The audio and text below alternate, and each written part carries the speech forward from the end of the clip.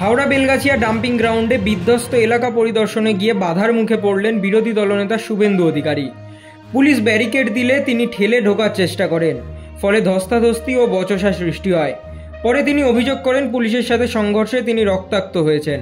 তৃণমূল সমর্থকরা তাকে দেখে গো ব্যাক স্লোগান দিলে বিজেপি পাল্টা জয় শ্রীরাম ধ্বনি দেয়। তৃণমূলের দাবি শুভেন্দু ঘটনাস্থলে শুধু প্রচারের জন্যই এসেছেন।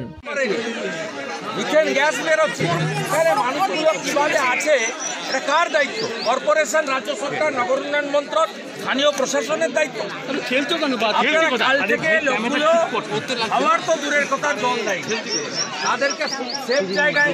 আমি কমপ্লিটলি বিরোধী দলটা ডিমান্ড করছি, এই 100টা ঘরকে প্রধানমন্ত্রী যে আবাস যোজনা আছে আরবান, তার অন্তর্গত রাজ্য সরকার ইমিডিয়েটলি ফাঁকা ফ্ল্যাটে শিফট করুক, সমস্ত ফাঁকা ফ্ল্যাটে গিয়ে শিফট করুক এবং ইমিডিয়েট 20,000 টাকা করে লাইভলিহুডের জন্য দিন।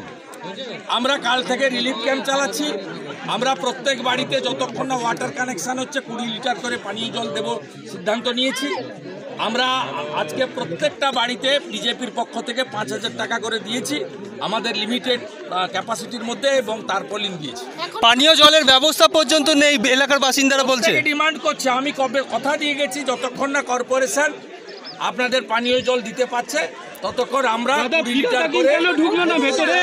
মন্ত্রী পাবলিকের ভয় আসেনি, ওরা পাবলিককে ফেস করতে চাইছে না। এটা